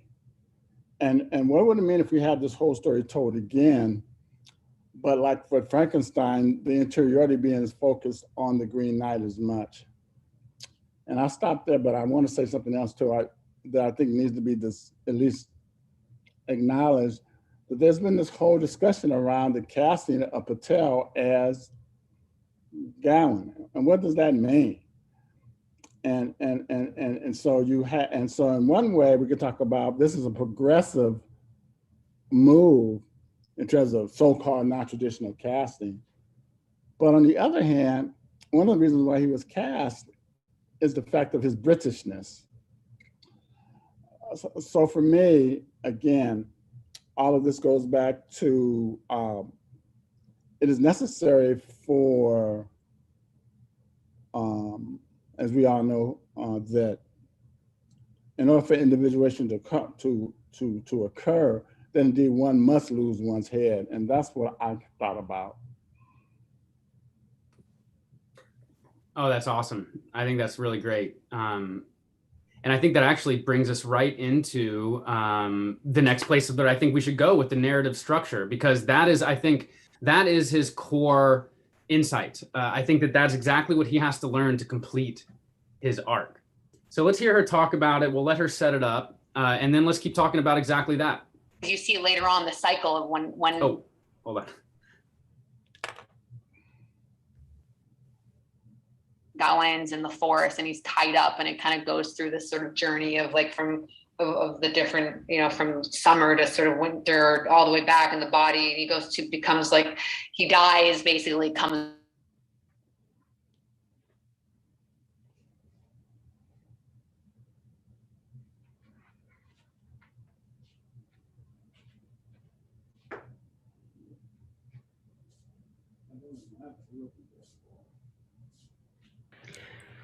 Hey, Will, we actually stopped hearing you when you clicked mute.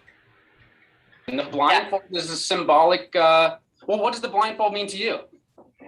Oh gosh, I'm trying to remember. That was sort of Going in that moment. I mean, the blindfold comes back later on the grandmother, that later on who's blindfolded, and it's sort of and I'm just, geez, it has been a while. Those two were connected though, and I'm just trying to remember where we were at with those.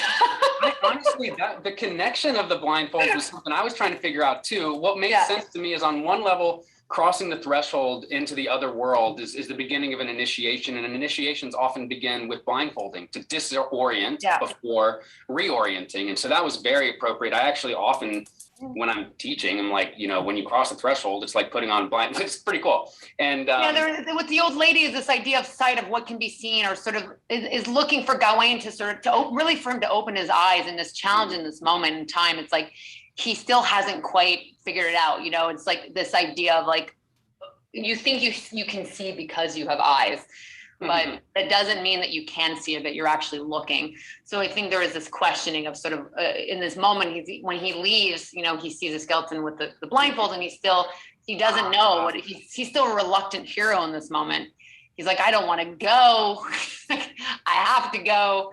So it's sort of, as he goes on his journey of figuring out his truth and becoming the man, there's always, of course, like so many interpretations. I think that's the point of a movie like this, is there isn't one way. And what I love working with David is that he allows even for his collaborators to have different interpretations of what something might mean to each of us, and allows us the space to sort of to create sort of meaning in places, and that's really always fun. Well, you're never going to get the level of detail that we saw in this movie otherwise. At least I can't imagine. I looked at, like, for example, that crown. You talked about the cyclicality of the year and that kind of thing. And obviously the story takes place on the winter solstice. Of course, there's the puppet, the whole puppet, the dial of the puppet show that turns, and the seasons are turning. Did you help participate in that? We were fascinated by that. Of course. Yeah. We built, I found, there was a piece of art that I found, an old piece of art that we recreated and painted and just loved. And then I remember first drawing the puppets and figuring out what they would be. So that was every little element, but it's just like, David just lets you have the fun with the little things. Like, okay. Thought I'd let some of her notes about how that came together for her be included there. Before we jump over, I realized that there was one thing that Voris mentioned just then that I totally skipped over. Sorry, Voris. The part about the actor being from India, which is super interesting. And if I didn't actually talk to some of the creators of this film, then I might have had a hard time not thinking it wasn't just a Brexit move to reinforce close connections between England and India in a time that they're actively building out their relationships with India post-Brexit. But maybe that's just how the organism of these states work at an unconscious level anyway. But I found that fascinating as well, and want to pause to see if anybody else, if you want to say more about that.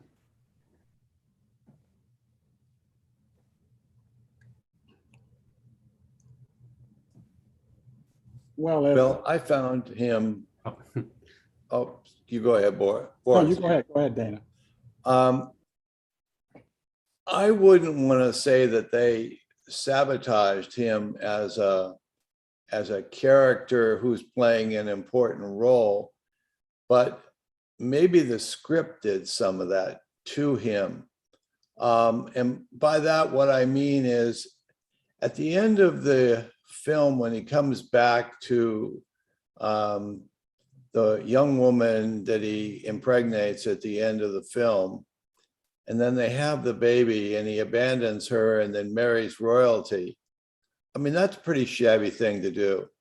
under any set of circumstances. But it seemed to me that he wasn't above violating the sanctity of marriage when he went to what was the guy, the Bredelit, or the castle where he bedded down and put his semen on the sash. And I mean, he really had moments where he could have shown honor, and he seemed not to do that.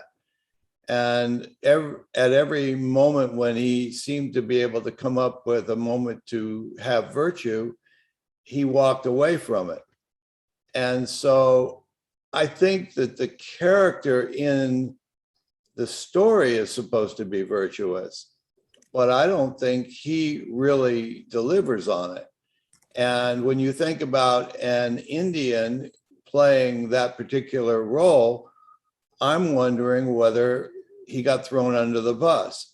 So I just put that out as a possibility of something to think about, because there's far better minds than I to see something like this. And maybe John would respond to that. He knows all this, Say something for me, brother. I actually would rather pass the mic back to Voris. I was curious to hear what he was going to say.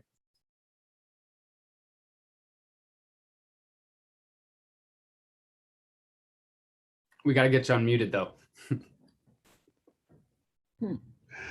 Thank you, John. I'm very interested in hearing what you have to say myself. So what I'll add is, right, this isn't a either or discussion. It's fairly complex. So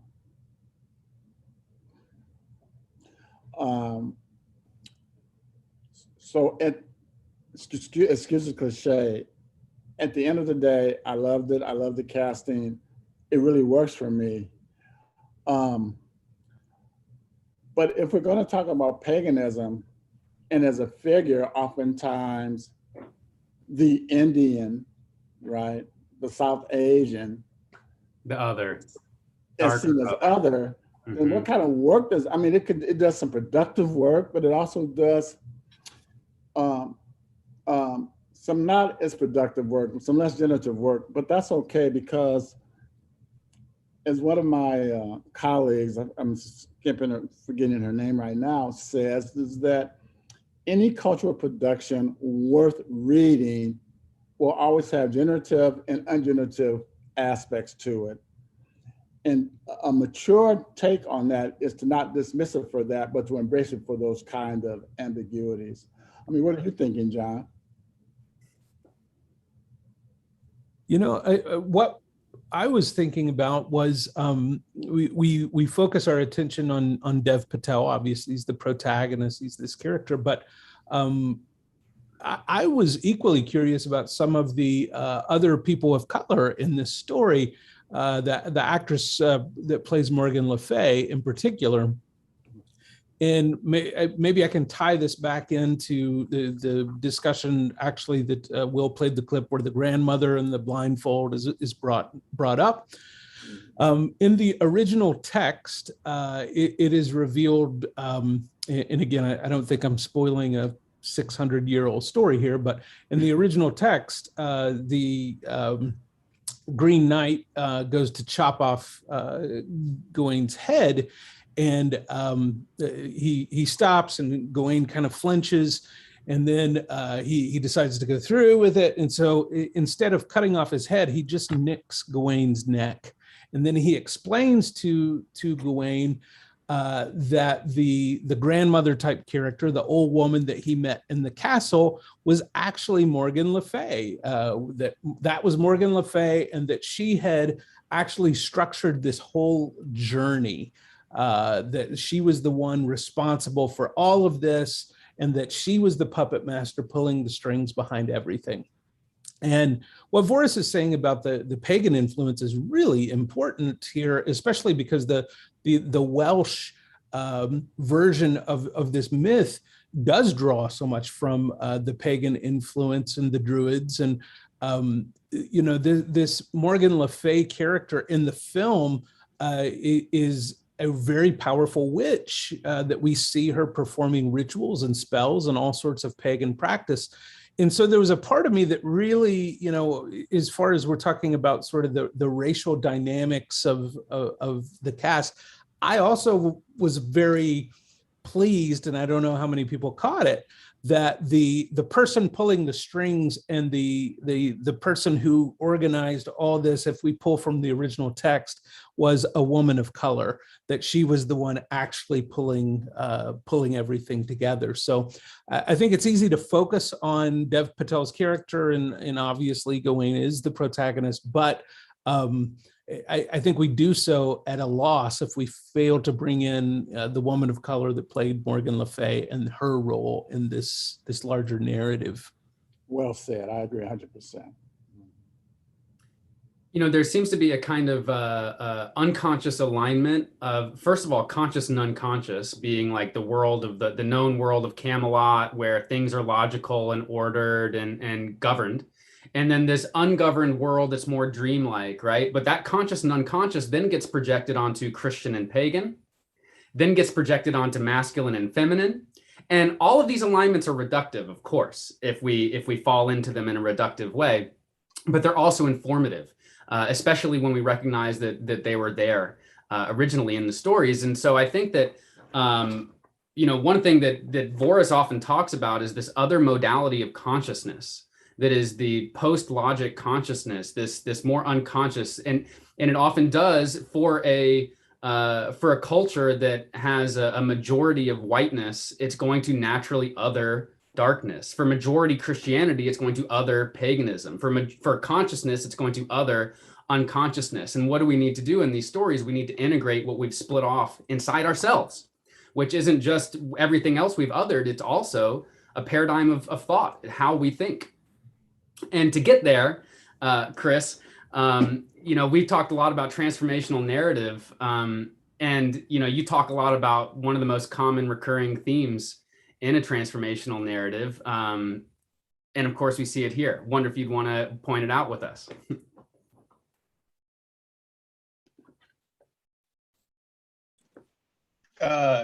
Yeah, I mean, I've been interested in all this stuff. I haven't seen the movie yet, so I have to just rely on what I know from the poem and the story.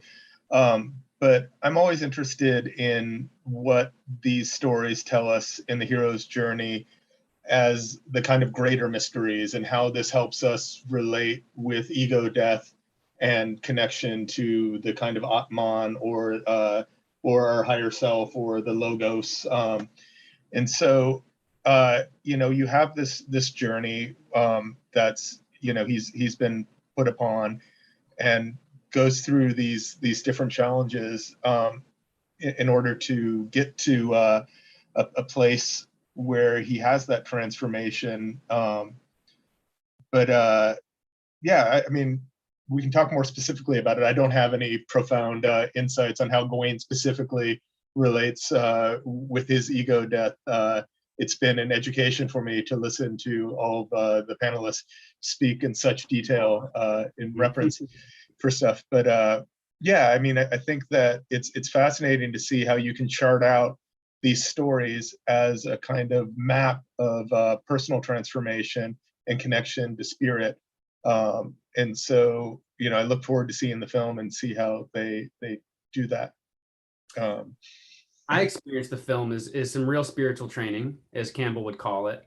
Not wasteland mythology that imprisons us, but in our egos, right? But instead something that did a story that walked us towards a confrontation with our own ego, our own sense of pride. There's that great moment where in the film, sorry, Chris, but in the film where Bertilac is kind of like taunting him. He's like, so you think you're going to do this one thing and be a hero forever, huh? And he's basically challenging this heroic delusion, this young, prideful hero complex.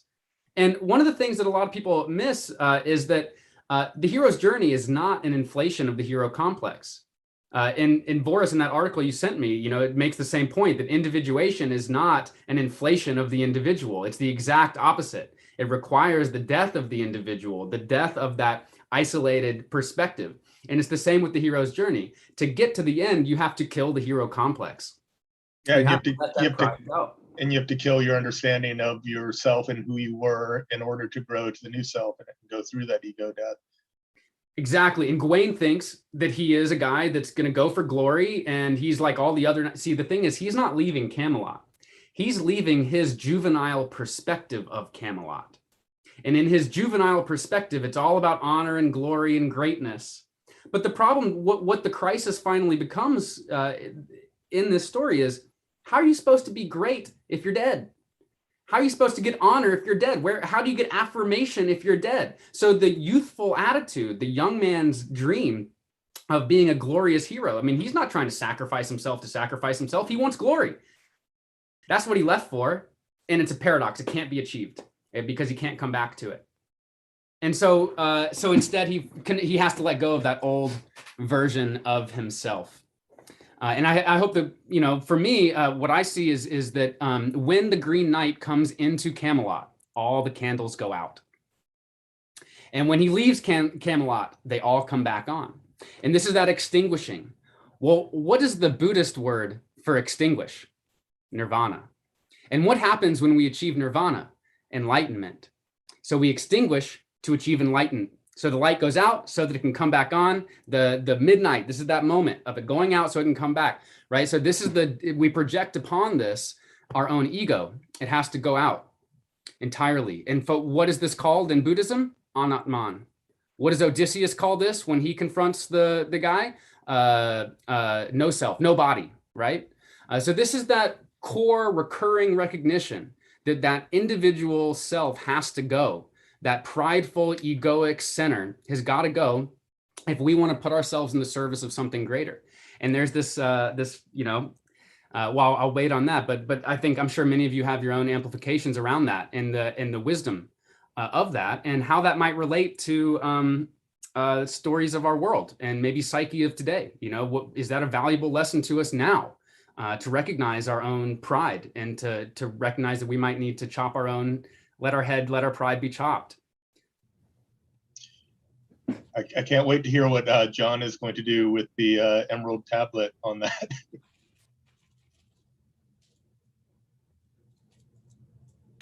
Yeah,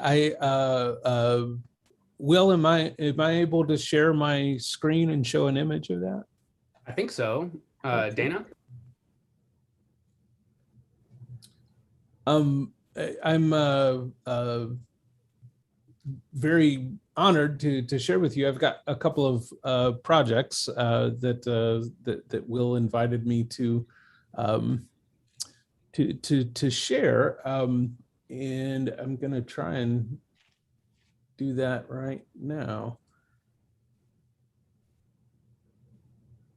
I have been working with an artist, and we just released a new version of the Emerald Tablet, and it's taking the original text, and then I worked with an artist to create modern images to support the text of the Emerald Tablet and to bring those ideas into modern thinking. And so I chose two of the images that are in the book to show you here, but what we're really trying to do is bring some of these ideas more explicitly into comic book and graphic novel culture. And I am convinced there's a real audience for this. Not only, you know, the Green Knight is very big in nerd and comic culture right now, but also I'm working on a piece right now that involves the famous character Swamp Thing, who is the comic adaptation of the Green Man, basically. And I'm working on a piece that's going to go in a book that comes out next year on Swamp Thing and the Green Man archetype. But also, I'd love to invite all of you to pre-order, to pre-order my new book that comes out next month. It's called The Storytelling Almanac, and it's available right now for pre-order on Amazon and Barnes & Noble, and if you shop at local bookstores, they can pre-order it. And John, but, doesn't yeah. this one also have a annual format to it? Speaking of, It does, yeah. cool. It fits well with the conversation tonight because yes, it has an annual format to it. There's a story lesson in unpacking for every week of the year, so it's 52 different examinations. And then finally, just if I haven't shelled for myself enough tonight, I am releasing beginning September 3rd a new newsletter that I'd love it if you subscribe to it. And the newsletter is called Selections from the Curio Cabinet. And for anyone who's interested in myth and story and those things, you can either take a photo of that or go to my link tree, which is linktr.ee.com / telling a better story, and subscribe to that. Because I would love to share those ideas with you. It's always a pleasure to be with everyone here at the Myth Salon. This is my tribe. This is my people. Thank you so much for letting me share tonight. Oh, thanks. Any shrunken heads in that curio cabinet? For sure. There will be a lot of fun stuff from Myth people in that curio cabinet. So I'd love to invite all of y'all to do the same thing. If you have anything else you'd like to just share that you've been up to, and I'll just yeah, why don't we do that? And then actually, I know that Zaman has one last image she'll share with us at the very end of the decapitated head. But anybody else want to share what they've been up to? Especially, Elizabeth, we don't hear from you very often. Any of y'all that'd like to share with our community? Well, I've had the good fortune of being on sabbatical for the last 3.5 months, and I took my rest very seriously. So nothing new creative going on. Couple of projects in the works behind the scenes. Oh, lucky you. Awesome. I left this sweater outside all through the winter, and it did nothing for 3 months and then became something very important to me.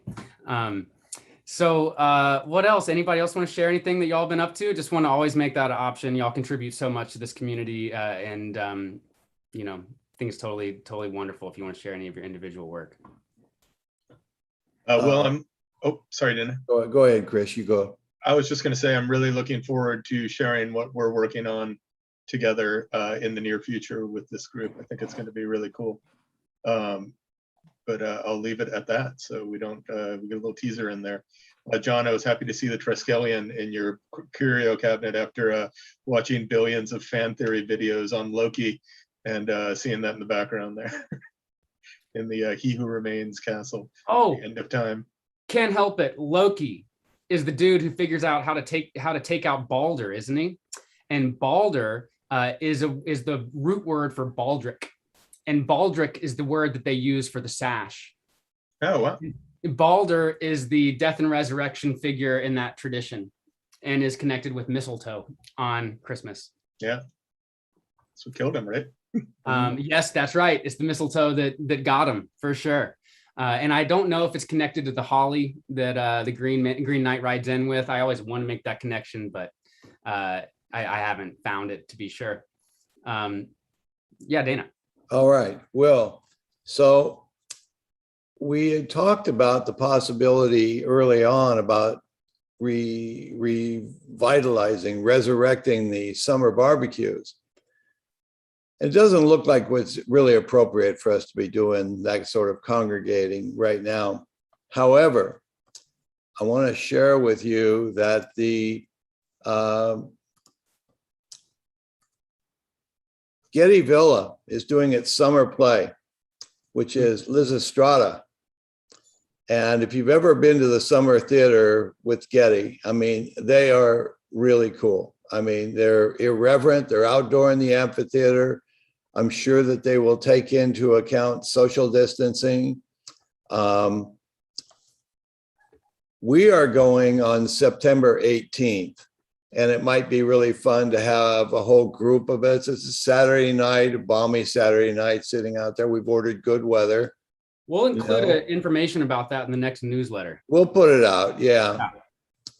And I want to express my utter and sincere gratitude to everybody that makes the Myth Salon community a reality. it is endured beyond any reasonable expectations. And it's fabulous that I am surrounded by such brilliant minds and wonderful people, compassionate people, and what have you. I told John that we okay, end with this image. good. And this is, I believe, Zaman, did you say Cyrus? Oh, he's there. Definitely would see he had it for us. The painting of Queen Tomiris in the head of Cyrus. What a cool night. What a cool set of topics. Thank everybody. All right. So let's I just want to add that I'm really looking forward to seeing the film after this conversation. Seriously. Oh, and if you want to keep talking about it, of course, keep the discussion up on the website. I'll be on there. I'll be responding to stuff. But let's have a moment of silence again. And if we can, Zaman can mute. There we go. And I just like us to be. Oh, okay.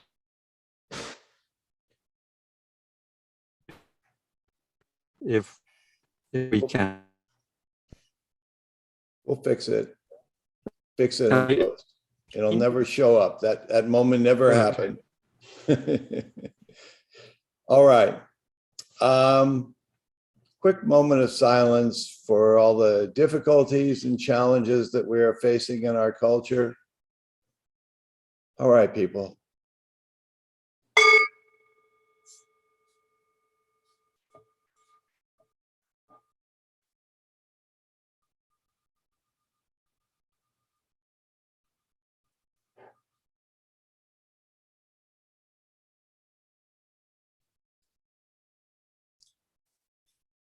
All right. Love you all. Beautiful summer evening. All right. Will, Chris, good to see you again. And one last thank you to A24. And go see the movie. It's fabulous. I love your ball of light, Will. That's my moon. Thanks, everybody. It was good to be here. All right. Take care, everyone. Persist. See you, boys.